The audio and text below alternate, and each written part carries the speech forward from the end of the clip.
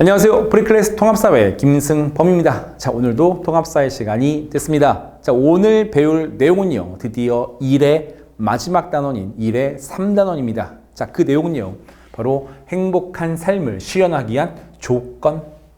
됐습니까? 우리가 1의 1에서 인간 사회 환경을 바라보는 관점을 공부했었고요. 그 다음에 1의 2에서는 행복의 기준을 공부했다면, 자, 오늘 공부할 내용은요, 바로 행복한 삶을 표출하기 위한, 실현하기 위한 조건입니다. 됐습니까? 자, 총 4가지 내용으로 구성이 되어 있고요. 자, 그 내용 바로 가보겠습니다. 자, 첫 번째입니다. 행복을 실현하기 위한 조건. 첫 번째, 질 높은 정주 환경의 조성이 필요하다. 됐습니까? 자, 질 높은 정주 환경. 정자가 이제 정할 정자고 주가 살아갈 주자거든요. 그렇죠? 그래서 자, 정착하여 살아간다는 의미인데요. 자, 그 의미 살짝 보시면은요. 인간이 일정한 장소에 나왔죠. 정착하여 살아가기에 필요한 여러 환경이다.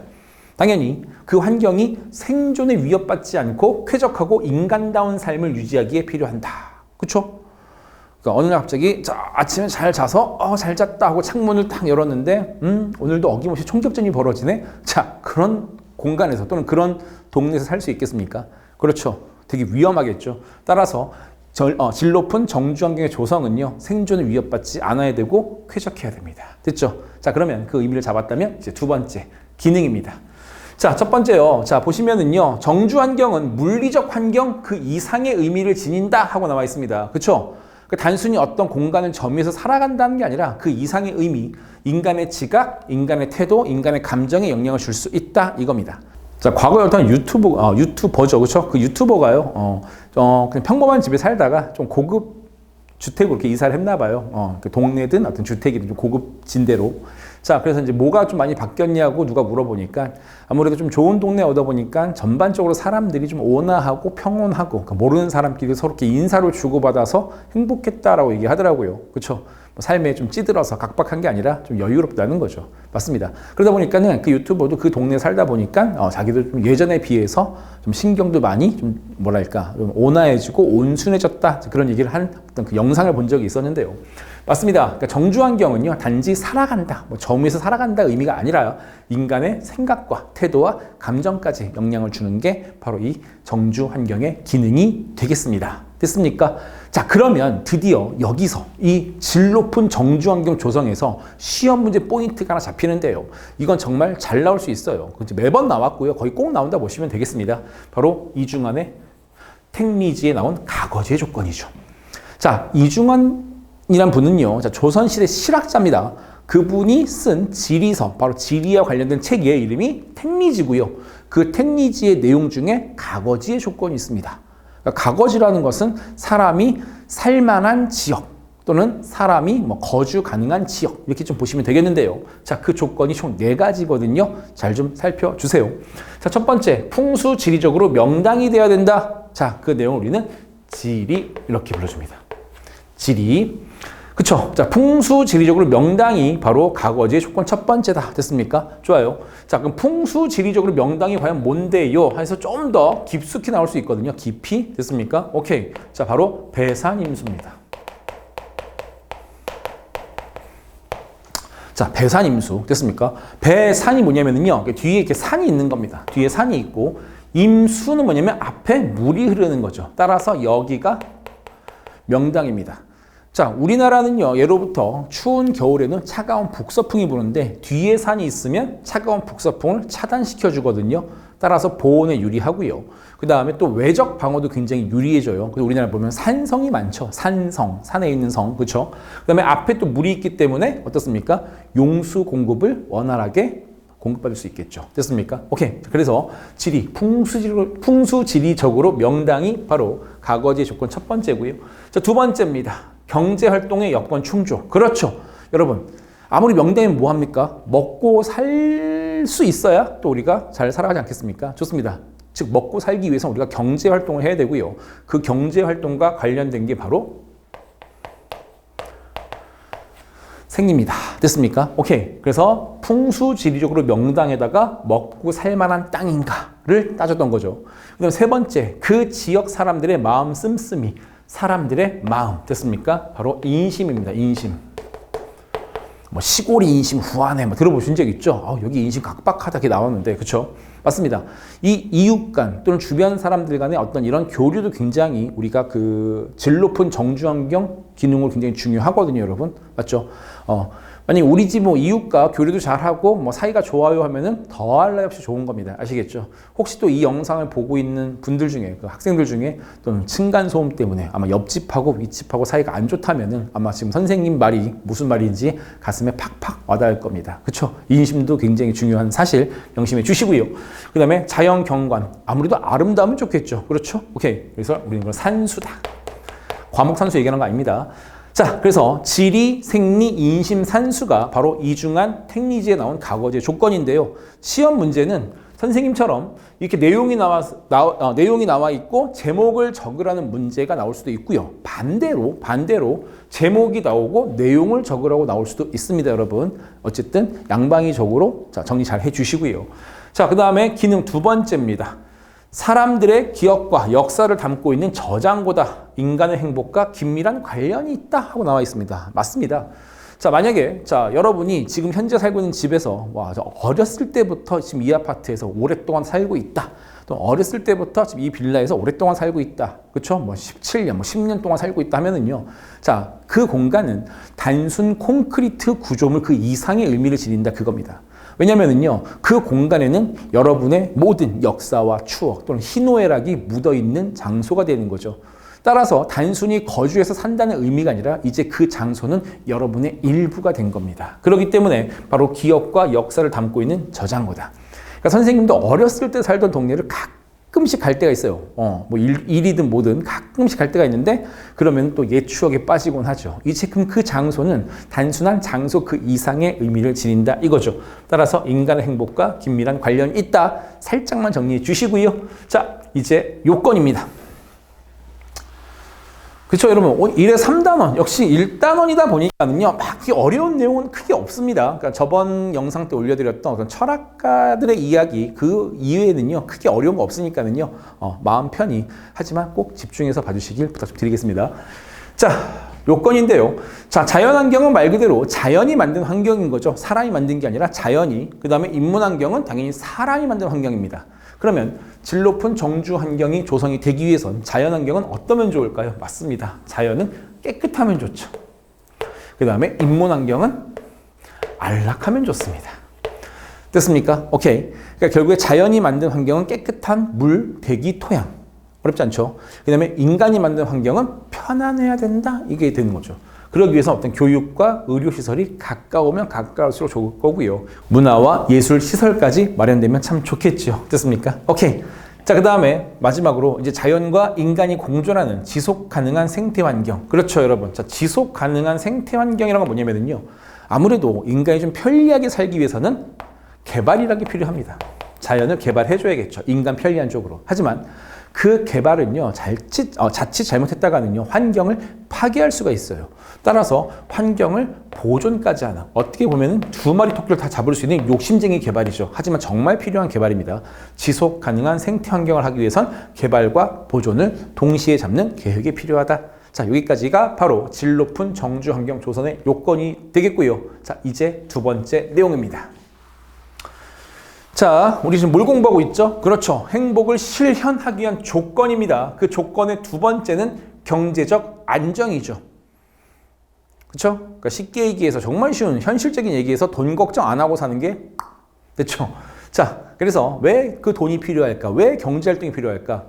기본적인 생계를 충족하고, 그렇죠? 의식주가 필요하겠죠. 그 다음에 삶의 질을 유지하기 위해서 일정 수준 이상의 몬득, 그렇죠. 소득이 필요한 거죠. 그게 뒷받침되는 게 바로 경제적 안정의 의미가 되겠습니다. 결국에 먹고 살 만한 돈이 필요해 라고 생각하시면 맞습니다. 됐죠? 자, 그러면 그 다음 기능을 잠깐 보시죠. 자, 그럼 경제적 안정의 기능은 과연 무엇일까요? 자, 경제적 안정을 통해서 만들어낸 기능, 뭐 여러 가지가 있겠지만요. 우리 교과서상에서는 크게 두 개의 기능을 얘기하고 있습니다. 첫 번째, 생계유지. 두 번째, 자아실현. 됐습니까? 자, 보겠습니다. 경제적 안정을 통해서 생계유지고요. 그 대표적인 사례로 충분히 시험에 나올 수 있는 게 바로 맹자의 이야기입니다. 자, 맹자는요, 본성이 선하다. 바로 성선설을 주장했던 학자인데요. 맞습니다. 인간은 태어날 때부터 본성이 선하다. 그렇죠? 그러면 나쁜 사람이 없어야 되는데, 근데 분명히 맹자의 성선설에 따름에도 불구하고 악인은 존재하죠. 나쁜 사람은 존재한다 이겁니다. 맹자는 다음과 같이 분석합니다. 원래 모든 사람 다 착한데 배가 고파서 그래. 돈이 없고 배가 굼고 굶주리고 헐벗으니까 사람들이 날카로워지고 예민해지고 못돼지는 거야. 됐습니까? 따라서 사람의 선한 본성을 유지하기 위해서는 뭐가 필요하다? 그렇죠. 경제적 안정이죠. 그럼 시험 문제에서 좀 여기가 약간 좀 심화돼서 나온다면, 자, 갑니다. 맹자는 일정한 생업이 유지되어야, 일정한 생업, 그렇죠. 먹고 살만, 아까 우리가 생리 공부했었죠. 맞습니다. 그겁니다. 일정한 생업이 유지되어야, 자, 필요한 용어가 있는데요. 항산이라고 얘기합니다. 항산. 그러니까 항산이 되어야, 자, 맹자 성선설, 인간의 도덕적 착한 본성이 유지. 이거를 우리는 항심. 됐습니까? 따라서 항산을 해줘야 항심할 수 있다. 반대로 얘기하면 무항산, 생업이 보장 안 되면 무항심, 착한 본성 유지하기가 어렵다. 됐습니까? 그래서 이런 용어가 가끔씩 시험 문제 나온 학교를 실제로 본 적이 있으니까는요, 용어 정리 살짝만 해 주시고요. 또는 학교 선생님께서 알려주셨다면 거의 나올 확률이 높습니다. 잘 파악해 주세요. 자, 그 다음에 두 번째, 자아 실현의 기회다. 그렇죠. 자아 실현은 뭐냐면은요, 그냥 내가 원하는 걸 일단은 실현할 수 있는 기회라 보시면 돼요. 그렇죠? 생각만 하면 생각대로 뭐 비비디 바비디 부 뭐 그런 비슷한 겁니다. 아시겠죠? 내가 원하는 건 이건데 이런 삶을 살고 싶은데 뭐 돈이 없네? 그럼 어떻게 되겠습니까? 그렇죠. 자아 실현 좀 힘들 수 있겠죠. 나는 뭐 미술을 잘해. 미대에 가고 싶은데 집이 어려워. 그런 거죠. 따라서 우리가 경제적 안정을 필요로 한 이유는요, 바로 내가 원하는 삶을 살 수 있도록 도와준다 이겁니다. 따라서 행복을 실현하기 위한 조건에서 필요하겠죠. 자, 그래서 자아 실현의 기회가 옵니다. 결국에 경제적 안정을 통해서 우리는 생계 유지와 함께 삶의 질을 높일 수 있다. 자, 그러면 여기서 이러한 궁금증이 하나 듭니다. 그럼 돈 많으면 무조건 행복할까요? 자, 이거지요. 물론 돈이 있으면 대체로 행복합니다. 하지만 돈이 많다고 반드시 행복한 건 아닌데요. 그것을 실제로 증명한 교수님이 계십니다. 그 교수님의 이름은요, 바로 이스털린입니다.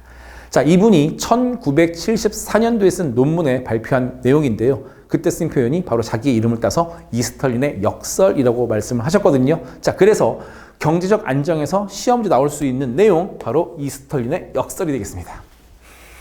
자, 소득이 증가하면 행복지수가 대체로 높아진다. 그렇죠. 전반적으로, 그렇죠? 높아질 수는 있다 이겁니다. 하지만, 바뀌었죠 말이.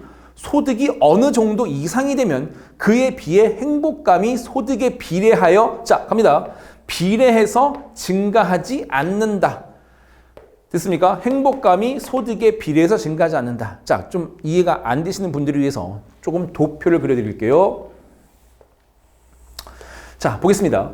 자, 보통은요, 우리가 이게 소득이라 보고요. 소득. 여기가 행복이라고 본다면, 당연히 소득이 늘어나면 행복이 전반적으로 증가될 것이라고 생각했는데, 이게 아니라는 거죠. 잘못했다라는 거죠. 그럼 어떻게 됩니까? 자, 전반적으로, 대체로 소득이 늘면 행복은 증가하는 게 맞는데, 일정 수준 늘어나면은 그에 비해서 증가하지 않는다는 겁니다. 심지어는 여러분, 오히려 이보다 더 많은 소득을 벌어들이면 오히려 행복감이 떨어질 수도 있어요. 자, 우리나라 좀 기준을 말씀드리면은요. 자, 2016년도 자료에 따르면 우리나라는요. 자, 행복이 쭉 증가하다가 대략 한 300만 원, 월 평균 300만 원 소득부터 500만 원 소득까지는요. 봐봐요. 자, 300부터 500이면 소득이 늘었죠. 근데 행복감은 전혀 증가하지 않는다라는 자료가 있어요. 오히려 소득이 500을 넘어가 버리면 행복감이 떨어지는 경우도 있습니다. 왜냐하면 고소득으로 가면 갈수록 아무래도 바빠지는 경향이 있겠죠. 돈은 많이 버는데 문제는 돈 쓸 시간도 없을 정도로 저녁이 없는 삶.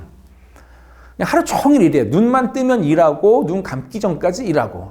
그러니까 소득은 늘어날 수 있는데 행복지수는 그렇게 높아지지 않는 거죠. 자, 그래서 이게 바로 맞다라는 거죠. 이게 바로 이스털린의 역설입니다. 자, 그래서요. 가겠습니다. 따라서 경제적 성장과 행복은 절대적 비례 올까요, X일까요? 절대적 비례가 아니죠. 정답은 X가 되는 겁니다. 됐습니까? 좋습니다. 그래서 경제적 안정에서는 이 스털링의 역설 충분히 나올 수 있으니까는요. 정리 확실하게 해놓고 넘어가시길 부탁드리겠습니다. 자, 그 다음에 경제적 안정의 그럼 요건이 되겠죠? 그렇죠. 당연히 여러분 무엇을 해서 돈을 벌어야 하겠습니까? 일을 해야 되겠죠. 그럼 일을 하기 위해서 뭐가 필요합니까? 일자리가 필요하겠죠. 그렇기 때문에 경제적 안정을 필요로 하기 위해서 필요한 요건은 무엇이냐? 첫 번째, 고용 안정입니다. 당연히 일자리와 관련 있죠. 일자리가 창출되고 그 다음에 일은 하는데 뭐 월급이 안 나면 되겠습니까? 안 되겠죠. 최저임금이 보장돼야 될 겁니다. 자, 그 다음에 두 번째, 복지 확충입니다. 갑작스러운 상황으로 인해 어려움에 대비할 수 있는 복지제도. 그렇죠. 갑작스러운 상황, 그 다음에 어려움, 그러니까 갑작스러운 어려움이 되겠죠. 거기에 대비할 수 있는 복지제도, 이름하여 사회보험입니다. 아마 들어보신 학생들도 있을 건데요. 그쵸? 뭡니까? 4대 보험이요. 그쵸? 국민건강보험, 국민연금, 산업재해보상보험, 고용보험 같은 게 바로 4대 보험이죠. 이런 것들이 지금은 아닌데 장래 있을 수 있는 위험에 미리 대비해서 만들어 놓은 사회보험 제도가 되겠고요. 이런 것들이 있어야 우리가 경제적 안정이 더 유지할 수가 있겠죠. 그렇죠? 오케이. 자, 그다음에 세 번째 뭡니까? 경제적 불평등 해소입니다. 경제적 불평등 해소. 그렇죠. 양극화 현상이 너무 발생되면은 여러분 사회적 갈등이 커져요. 그러니까 소수만 되게 잘 살고 다수는 되게 못 살게 되면은요. 당연히 사람 심리가 시기 질투가 생길 수밖에 없다니까는요. 나는 배고픈데 너만 먹냐? 이렇게 되는 거죠. 그렇기 때문에 이런 사회적 갈등, 소득 양극화가 발생되면은 사회적 갈등이 늘어나고 사회적 갈등이 늘어난 만큼 사회는 혼란해지고 행복과는 거리가 멀어지겠죠. 그렇기 때문에 결국에 절대 빈곤으로 인한 상대적 박탈감과 고통을 느끼지 않도록 소득 양극화를, 자, 소득 양극화 나와 있죠? 쉽게 얘기해서 바로 빈부격차입니다. 그 빈부격차를 해소해야 된답니다. 자, 그럼 어떻게 해소할 건데요? 혹시 학교 선생님이 이걸 알려주셨다면 여기 시험에 나올 수 있어요. 바로 소득 재분배입니다. 소득 뭔 분배? 재분배요. 아시겠죠? 쉽게 얘기해서 세금이라고 보시면 되겠습니다. 그래서 좀 소득이 높은 사람들은 좀 더 많은 세금을 내야겠죠. 그래서 좀 더 많은 세금을 걷어들인 다음에 그것을 소득이 없거나 부족한 사람들에게 보내주는 거. 따라서 격차를 줄여주는 게 바로 소득 재분배입니다. 우리 학생들이 왜 겨울철에 남학생은 잘 모르겠고 여학생은 보통 이렇게 로션 찍어서 바르지 않습니까? 그러다 보면 우리가 왼쪽 뺨에 이렇게 로션이 좀 더 치중되는 경우가 있고 오른쪽 뺨에 이렇게 로션이 찔끔 가 있는 경우가 있는데 또 짜긴 뭐하고 할 때 손가락 빰빠밤 개입하죠. 그렇죠? 그래서 여기서 뚝 찍어서 이쪽으로 딱 찍어 바르죠. 로션 재분배 됐습니까? 그럼 로션의 양극화 현상이 줄어들 수 있겠죠. 맞습니다. 따라서 소득도 격차가 벌어진다면 바로 손가락이 아니라 이때는 국가가 개입해야 되겠죠. 국가가 개입해서 이쪽에 세금을 좀 걷어다가 이쪽으로 보내주면 그렇죠. 바로 소득 재분배가 일어나겠죠. 그렇게 되면은 이런 양극화 현상 문제를 어느 정도 해소가 가능해질 겁니다. 자, 여기까지가 바로 경제적 안정의 필요에 따른 요건이었고요. 자, 이제 세 번째입니다. 민주주의 실현의 의미. 자, 행복을 실현하기 위한 조건, 그 세 번째는요, 정치와 관련된 부분입니다. 그렇죠? 자, 아무래도 우리가 가장 아름다운 정치 형태, 완벽한 건 없겠지만 그래도 인간이 만들어낸 정치 형태 중에서 가장 아름다운 것은 아무래도 자유를 최대한 보장해주는 정치가 짱이겠죠. 자유가 뭡니까? 바로 불간섭이거든요. 내 신체와 정신에 대한 불간섭. 내가 하고 싶은 대로 살 수 있도록. 됐습니까? 자, 그래서 사회 구성원이 나왔네요. 자신의 자유와 권리, 자유권, 평등권, 참정권, 청구권 여러 가지 권리가 있지 않겠습니까? 그렇죠? 이런 자유와 권리를 최대한 보장받으면서 행복한 삶을 꾸려 나가는 것이 바로 민주주의 실현의 의미가 되겠습니다. 따라서 행복해지려면 나의 이러한 권리를 위협하는 요소를 뭐 해줘야 될까요? 그렇죠. 제거해줘야 되겠죠. 그래서 필요한 게 바로 기능입니다. 기능과 요건입니다. 됐죠? 오케이.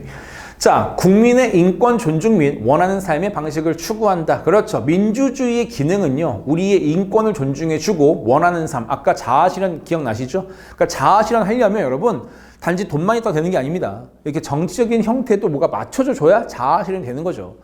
예를 들어서 우리 북한 동네에서, 그렇죠? 우리 북쪽 동네에서 자아실현 가능할까요? 아니죠. 그쵸? 내가 원하는 삶을 살기보다는, 그쵸? 국가가 나한테 시키면 시킨 삶을 주로 살아야 될 겁니다. 맞죠? 그렇기 때문에 아무래도 내가 원하는 삶을 살기 위해서는 그런 독재 정부가 없어져 줘야 되겠죠. 자, 그래서 국민의 인권 존중 및 원하는 삶의 방식을 추구하는 기능을 하기 위해서 민주주의 실현이 중요하고요. 따라서 독재 국가나 권위주의적 체제에서는 국민의 기본적인 인권을 누리기 어렵기 때문에 당연히 이게 필요하다. 자, 그 다음 두 번째, 국민의 의사가 정책으로 산출된다. 자신의 삶의 만족감과 행복을 느낄 가능성이 높아진다 하고 나와 있는데요. 그렇죠? 자, 이 기능은 크게 두 가지 보이시죠? 특히 여기서 내가 국가한테 또는 어떤 지방자치단체한테 뭔가 요구를 했는데 내 요구가 산출, 즉 실현이 됐다 이겁니다.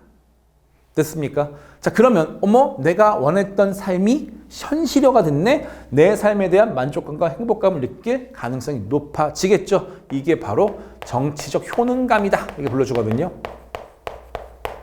그러니까 결국에 정치적 효능감이 높으면 높을수록 행복해지는 거고 반대로 떨어지면 떨어질수록 불행해지는 거죠. 뭘 말을 해도 안 들어줘. 말해도 뭐 바뀌는 게 없어. 그럼 당연히 불행해지겠죠. 근데 내가 말하는 대로 원하는 대로 뭔가 이루어진다면 당연히 높아질 거고 행복으로 연결이 될 겁니다. 자, 그러면 이런 민주주의를 실현하기 위한 그 요건은 무엇일까요? 자, 첫 번째입니다. 민주적 제도가 마련돼야 되겠죠. 보이시죠? 그 다음에 시민이 정치 참여가 확대돼야 된다. 이렇게 나와 있는데요. 갑니다. 그럼 이 두 개의 요건은 성질이 있습니다. 민주적 제도 마련, 시민의 정치적 참여 확대. 이 두 가지 요건의 공통점은요, 바로 여러분의 자유를 위협할 수 있는 독재를 방지하거나 또는 권력의 집중을 방지해야 될 겁니다. 됐습니까? 자, 그래서 지금부터 만들어낸 이 제도와 그 다음에 시민의 정치 참여는 이것 두 개를 방지하기 위해서 만든 조건이다 라고 보시면 되겠습니다. 첫 번째입니다. 권력 분립제도. 권력 분립입니다, 여러분. 나눌 분자. 자, 그 다음에 의회제도. 그 다음에 복수정당. 제도가 있습니다. 자, 일단은요, 권력이 집중되면은 독재자나 왕이 됩니다. 아시겠죠? 당연히 권력이 한 사람 또는 한 집단에게 집중되는 것을 찢어놔야겠죠. 벌려놔야겠죠. 그래서 나온 게 바로 뭡니까? 권력 분립 제도입니다. 권력 분립. 입법, 사법, 행정. 보통 이게 세 개로 분리해서 우리가 삼권 분립이라고 아마 배운 적 있으실 거예요. 중학교 때. 됐습니까? 그러니까 권력 분립이든 삼권 분립이든 자, 똑같은 의미거든요. 자, 이 모든 것들은 권력의 집중을 방지하고 독재를 방지하기 위해서 만든 제도다라고 보시면 되겠고요. 자, 그다음 두 번째 의회 제도입니다. 그러면 옛날에는 왕이 있었고요. 현재 우리나라 같이 대통령 제도를 채택하고 있는 국가에서는요. 다시 한번 우리나라 같이 대통령제를 채택하고 있는 국가에서는요. 독재자가 될 가능성 또는 위험성이 가장 큰 인물이 누군지 아십니까? 대통령입니다. 아시겠죠? 아무래도 우리 일반 민간인보다는 많은 권력을 갖고 있기에. 됐습니까? 오케이. 그래서 대통령이 됐는데 문제는 권력을 마음대로 휘두를 수가 있겠죠. 그것을 뭐 해야 됩니까? 막아야 되겠죠. 그래서 만든 게 의회제도입니다. 됐습니까? 그러니까 국회의원 들어봤죠? 좋습니다. 자, 국회의원 300명 그 의회가 하는 일은요, 여러분 바로 법만 만드는 게 아니라 법도 만들겠지만 법뿐만 아니라 바로 대통령의 권력을 견제해주는 기능도 갖고 있습니다. 따라서 권력의 집중을 막아낼 수가 있겠죠. 자, 그 다음에 세 번째가 복수정당 제도입니다. 보통 그렇죠? 독재 국가에서는 일당 독재 체제란 말을 쓰죠. 일당 독재 체제요. 이해됩니까? 오케이. 자, 북한은 있지 않습니까? 북한은 일당 독재 체제, 바로 노동당. 북한은요, 정당이 하나가 아니라 4개입니다. 근데 이제 거기서 권력을 획득하고 권력을 휘두를 수 있는 정당이 하나라는 거지. 그럼 나머지 3개는 뭘까요? 나머지 3개는요, 모형, 정당 모형 정도 보시면 될 것 같아요. 그러니까 우리는 독재 국가 아니야. 우리도 엄격한 민주주의 국가야를 이렇게 대외로 선전하기 위해서 만든 가공의 정당이라고 보시면 되겠고요. 근데 이제 권력을 이양받고 권력을 휘두를 수 있는 정당이 하나밖에 없거든요. 어디는요? 북한은요. 그래서 우리가 일당 독재 체제라고 불러주는 겁니다. 그러니까 일당 독재 체제라 그래서 진짜 정당이 하나만 있는 게 아니라 권력을 이양받고 휘두를 수 있는 정당이 하나라는 소리. 됐습니까? 근데 그렇게 되면은요, 그죠? 한 정당의 권력이 모이겠죠. 그것도 역시 독재가 나타날 수 있을 겁니다. 그렇기 때문에 복수 정당 제도란 건 뭐냐면은요, 자, 권력, 정치 권력의 힘이 한 정당만 갖고 가는 것을 방지하기 위해서 만든 제도가 되기 때문에 따라서 이런 세 가지의 모든 공통점은 다 독재 방지와 권력 집중 방지와 밀접한 관련이 있다라는 거 명심해 주셔야 됩니다. 자, 그 다음에 두 번째입니다. 시민의 정치 참여 확대. 됐습니까? 맞습니다. 그러니까 정치 참여 확대라는 건 뭐냐면요, 여러분. 결국 우리가 이 권력을 아무래도 이양받은 이런 정치인들의 활동을 잘 감시해줘야 된다는 소리입니다.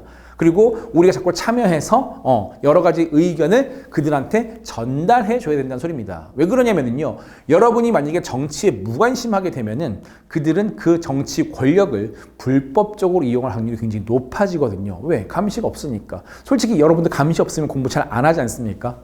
전 그랬어요. 그죠? 뭐 감시가 있어야 그래도 공부하는 척이라도 할 텐데 감시가 없어. 엄마 아빠가 감시를 안 하시네?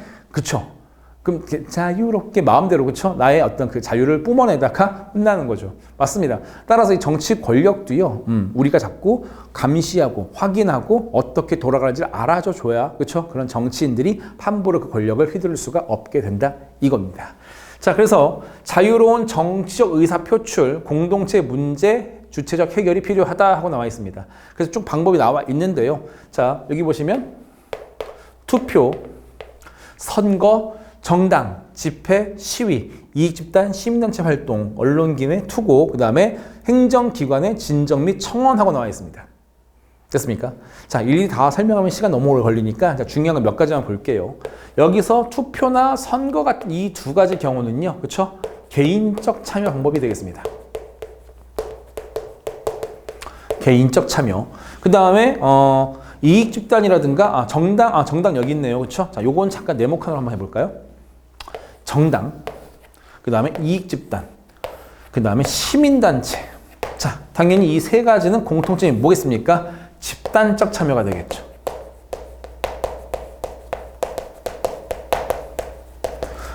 그 다음에 집회나 시위 같은 건데요. 그쵸? 이것도 1인 시위가 있기 때문에 만약에 이거 1인 시위가 되면은 개인적 참여가 될 수 있고요. 또는 집단적으로 시위하게 되면 또 집단적 참여가 될 수 있습니다. 그래서 학교 선생님에 따라서 개인적이냐, 집단적이냐, 그쵸? 이걸 구분해서 시험지 낼 수도 있기 때문에요. 여러분이 요 정도는 반드시 조금 구분할 필요가 있습니다. 아시겠죠? 좋습니다. 자, 이제 네 번째입니다. 자, 네 번째는요, 도덕적 실천과 성찰하는 삶. 드디어 여러분 이제 마지막입니다. 자, 행복을 실현하기 위한 조건, 그 마지막 도덕적 실천과 성찰하는 삶. 자, 이 성자가 무슨 성자인지 아십니까? 성자는요, 살필 성자예요. 살필 성. 찰은 역시 또 살필 찰. 뭔가 살피고 살피다라는 거죠. 그렇죠? 쉽게 얘기해서 반성입니다. 그러니까 사람이 왜 윤리의식이 필요하냐면요, 사람은 반성의 힘이 있거든요. 그러니까 가끔씩 왜 여러분도 마찬가지겠지만 저 살다 보면은 부모님하고 싸울 때가 있어요. 막 엄마한테 싫어 밥 안 먹어 막 이런 식으로 투정도 부리고요. 근데 자, 엄마한테 투정 부리고 엄마 이렇게 마음을 살짝 긁은 다음에 이제 학교를 갈 때 그 학교 가는 길에 지금 이러면 안 되는데 그 엄마가 나 때문에 고생 많이 하셨는데 뭐 이런 반성 들 때 있지 않습니까? 맞습니다. 아까 내가 했던 행동을 살펴보니까 이건 옳음이 아니었어.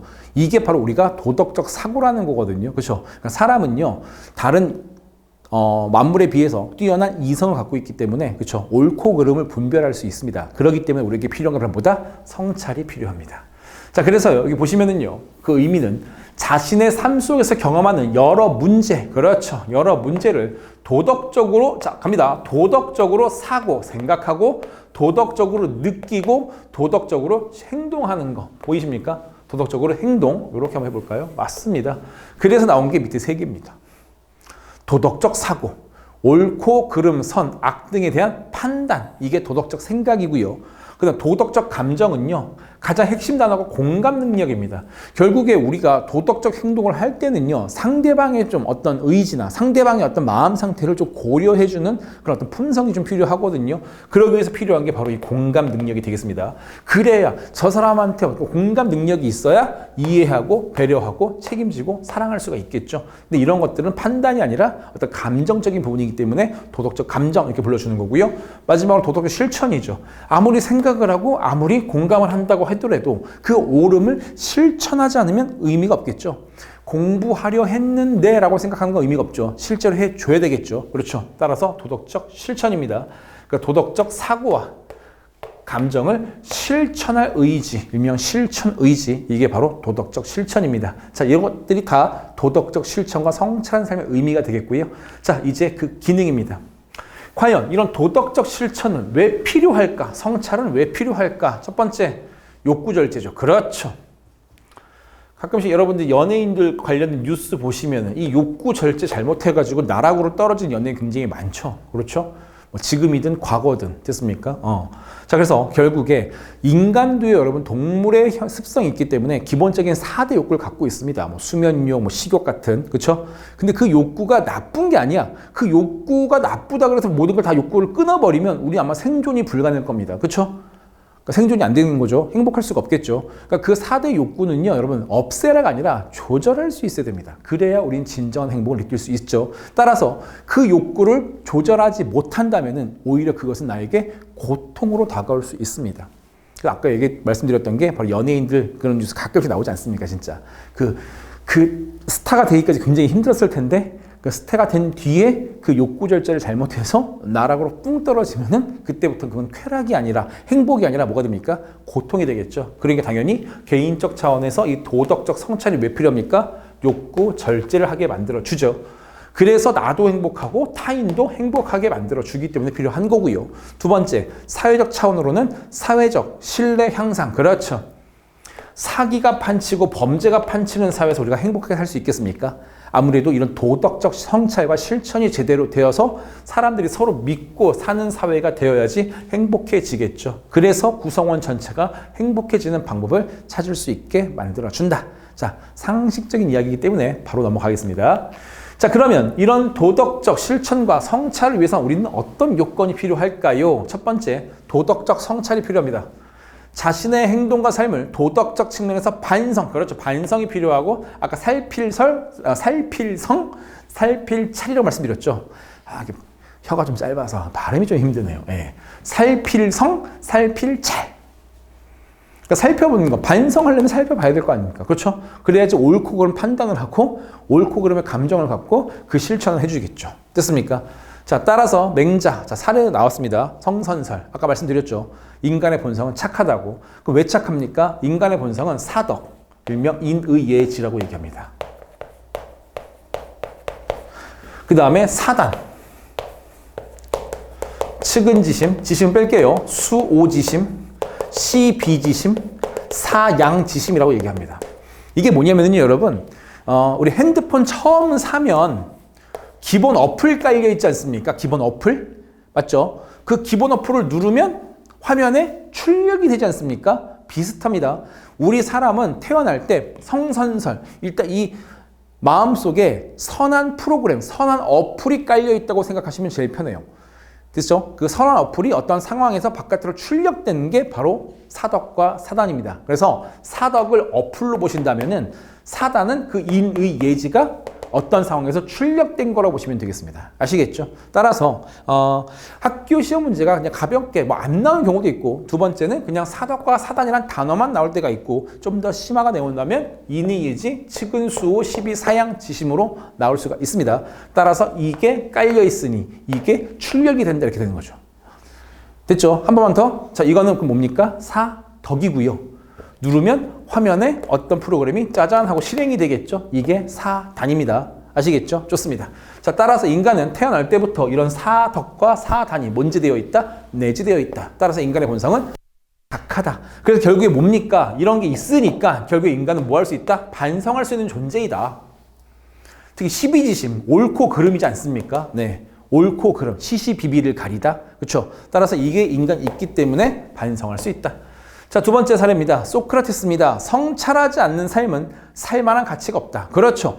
인간의 기능 중에 탁월한 건 바로 이성이라는 게 있는데, 그렇죠? 그 이성을 발휘해서 인간은 성찰할 수 있는데 그걸 안 해? 이성적인 삶 안 살 거야?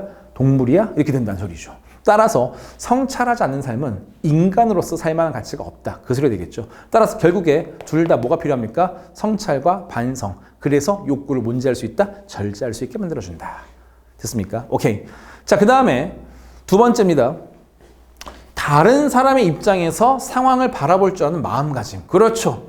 요게 비슷한 말은 공감이거든요. 공감. 자, 이것을 나타내는 사자성어가 있죠. 바로 역지사지입니다. 역지사지. 역지사지의 태도. 그렇죠. 입장을 바꿔서 생각하는 거죠. 그래야 우리는 공감 능력이 있고, 그러니까 아까 느낌 오지 않습니까? 이건 생각해라, 성찰해라, 도덕적 사고라면은 이건 바로 도덕적 감정과 관련 있는 내용이 되겠습니다. 아시겠죠? 공감하고 역지사지가 되어야만 이해하고 배려하고 사랑할 수가 있겠죠. 됐죠? 그 다음에 사회적 약자 배려. 그렇죠? 이건 이제 배려하려면 실천 의지가 필요하겠네요. 사회적 약자의 고통을 공감하고 기부나, 그렇죠? 기부나 사회 활동, 봉사 활동에 참여합니다. 됐습니까? 그래서 결국 이 사례는요, 아까 방금 공부했던 도덕적 사고, 그 다음에 도덕적 감정, 도덕적 실천이라고 보시면 되겠습니다. 아시겠죠? 충분히 나올 수 있죠. 자, 그 다음에 그럼 이걸 다 통틀어서 이제 또 심화학습에서 나올 수 있는 문제가 하나 있는데요. 바로 여기 있습니다. 자, 도덕적 의무의 실천을, 자, 그냥 답 적어드릴게요. 네. 법으로 강제. 자, 도덕적 의무의 실천을 법으로 강제하기 위한 바로 무슨 법이 있답니다. 그렇죠? 충분히 좀 나올 수 있겠죠. 그러니까 도덕적 의무입니다. 그러니까 도덕적 의무는 이걸 만약에 안 하게 되면은 도덕적으로 좀 문제가 있을 수 있으나 법적인 문제가 없는 겁니다. 하지만 이건 뭐냐면 이제 그 도덕적 의무를 안 하게 되면은 법으로 처벌하겠다는 소리죠. 예를 들어서 자, 부모님께 여러분이 효도하라는 사실을 알고 있지만 솔직히 저도 그렇습니다, 여러분. 불효를 많이 저지르죠. 근데 우리가 만약에 불효를 저질렀다고 법으로 강제적으로 처벌받지 않지 않습니까? 만약에 효도 안 한 녀석들은, 효도 안 한 자녀들은 다 법으로 처벌할 때야! 이러면 아마 우리 모든 학생들, 저를 포함해서요. 맞죠? 다 전과자가 돼 있을 겁니다. 그렇죠? 그러니까 도덕적 의무, 효도를 안 하게 되고 우리가 불효를 저지르게 되면 그것은 이제 도덕적인 차원에서 문제가 되는 거지 그 법적 차원에서 문제가 되는 것은 아니었습니다. 근데 이것은요, 그런 도덕적 차원의 실천을 법으로 강제하기 위해서 만든 법이 있습니다. 자, 뭘까요? 착한, 글씨 보일까요? 네, 착한 사마리아인법입니다. 다시 한번 착한 사마리아인법. 자, 착한 사마리아인. 한 번만 더. 착한 사마리아인. 됐습니까? 자, 성경에 나온 내용이죠. 어떤 사람이 강도를 당해서 길거리에서 쓰러졌나 봐요. 근데 그 옆을 지나가는 유대인들은 그를 본체 만체하고 넘어갔답니다. 근데 그 강도 피해를 입고 쓰러진 그 사람을 도와준 사람이 있었는데요. 바로 사마리아인이었습니다. 유대인이 아닌 사마리아인.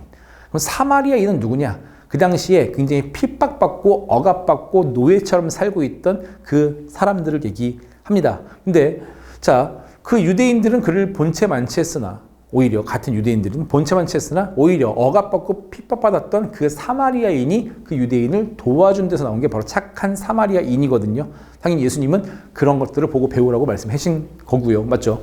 자, 그래서 우리가 착한 사마리아인인데 자, 이걸 도와주지 않았습니까? 근데 그 도덕적 의무의 실천을 이제 법으로 강제하겠다. 맞습니다. 현재 대한민국은 아직 도입되지 않는 법입니다. 그래서 만약에 지나가다가 물에 빠진 사람을 이제 발견하지 않습니까? 그러면 솔직히 맞습니다. 나 수영을 못하고 못 들어갈 것 같으면 어떻게 하지만 안 도와줄 수도 있어요. 그렇다고 나를 처벌할 수 없죠. 근데 만약에 착한 사마리아 인법이 적용이 된다면은요, 그 물에 빠진 사람을 내가 구조하지 않았으면 저도 역시 처벌을 받을 수 있다라는 거죠. 됐습니까? 자, 그래서요, 결국에 그만큼 어떤 도덕적 의무의 실천을 법으로 강제하기 위해서 만든 착한 사마리아 인법, 충분히 단답형 문제가 나올 수 있기 때문에 여러분이 잘 기억해 줄 필요가 있습니다. 아시겠죠? 자, 이제 문제풀이로 바로 가보시죠. 문제 1번입니다. 다음 글이 강조하는 내용으로 가장 적절한 것은 백성은 고정적인 살짝 못합니다. 양해. 생업이 없으면 그쵸? 생업이 없으면 흔들림 없는 도덕적인 마음도 없어진다까지 보신다면 자 반대로 얘기하면 그럼 생업이 있으면 도덕적인 마음도 유지된다가 되겠죠. 그렇죠? 우리 아까 공부했던 항산해야 항심할 수 있겠죠. 생업이 보장돼야 선한 본성을 유지할 수 있다. 자, 항산은요, 여러분, 다시 한번 뜻, 생업 보장입니다. 자, 이건 누구의 임무일까요? 당연히 왕이 있다면 왕의 임무고요. 또는 국가의 임무가 되는 거죠. 따라서 왕과 국가의 임무는 백성들의 생업을 보장해 줘야 된다. 그 이유는 그래야 착한 마음, 본성, 성선설, 아까 인간의 본성에는 사덕과 사단이 내재 있다고 말씀드렸습니다. 그렇죠? 자, 그래서 그게 유지될 수 있다. 자, 그러므로 지혜로운 왕은 백성들의 생업을 제정해 주되 반드시 위로는 부모를 섬기기에 충분하고 아래로는 자녀를 먹여 살릴 만하게 하여 풍년에는 언제나 배부르고 흉년에도 죽음을 면하게 해야 한다. 됐습니까? 자, 그럼 이 글이 강조하는 내용으로 가장 적절한 건 무엇일까요? 1번 갑니다.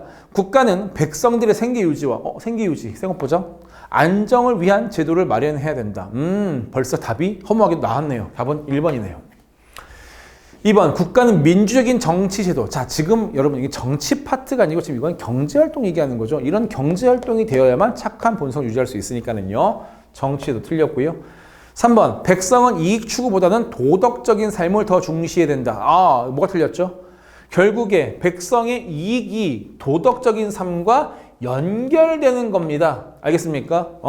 항상 생업보장, 즉 내 배부름, 이익이 보장이 되어야만 내 착한 본성 유지할 수 있다. 따라서 백성의 이익 추구보다는이 아니고요. 백성의 이익 추구가 도덕적인 삶과 관련이 있다가 정답이 되겠죠. 따라서 틀렸습니다.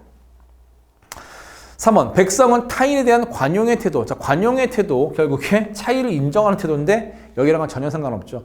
그러니까 결국에 공부 되게 우습게 보는 친구들이 많은데 제대로 파악하지 않는 상태에서 보면은 말 다 예쁘지 않습니까? 네, 이 글이 뭔지도 모르는 상태에서 이걸 보게 되면은 말들이 다 예뻐요. 단어 선택이 다 예쁘다 보니까 그냥 말 그대로 알면서 문제 푸는 게 아니라 무슨 액세서리 고르듯이 어떤 단어가 예쁠까? 이런 식으로 문제를 푸는 겁니다. 따라서 이런 문제 자꾸 틀려버리는 거죠. 아시겠죠? 자, 절대 그러시면 안 됩니다. 제대로 된 내용과 함께 문제를 이해해 주셔야 풀 수가 있는 내용이 되겠습니다. 자, 관용의 태도 아닙니다. 말은 예쁘지만 정답은 아니라는 거.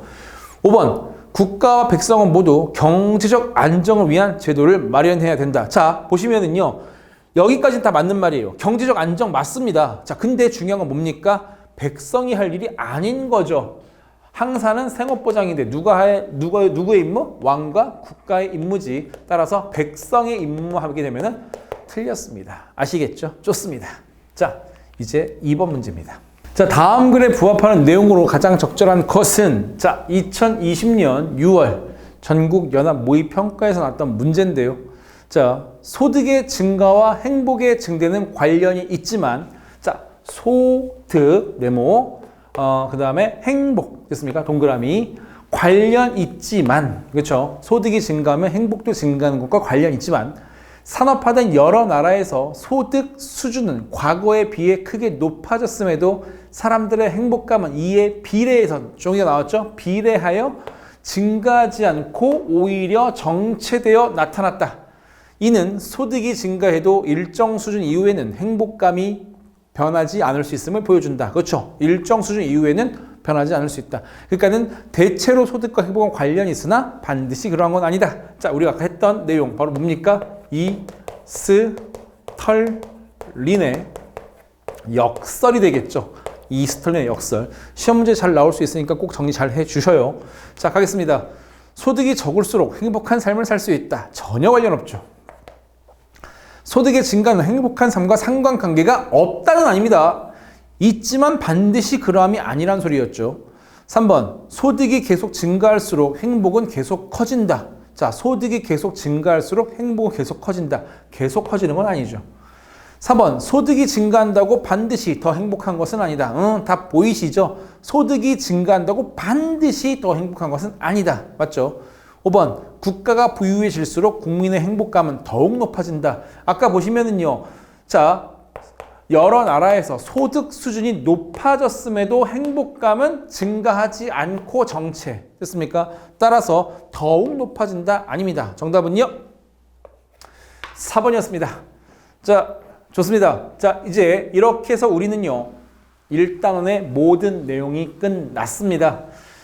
1단원은요. 중간에 이게 뭐가 끊기가 뭐해서 조금 길게 좀 뽑아봤거든요. 그래서 아마 조금 영상이 길어질 수 있는데 자, 많은 양해 부탁드리고요. 그래도 부담감 없이 여러분이 좀 배속을 좀 빨리 해서 들으신다면은 부담감 없이 아마 듣지 않을까 싶습니다. 자, 어쨌든 긴 시간 수고 많으셨고요. 다음 2단원 영상으로 뵙겠습니다. 수고하셨습니다.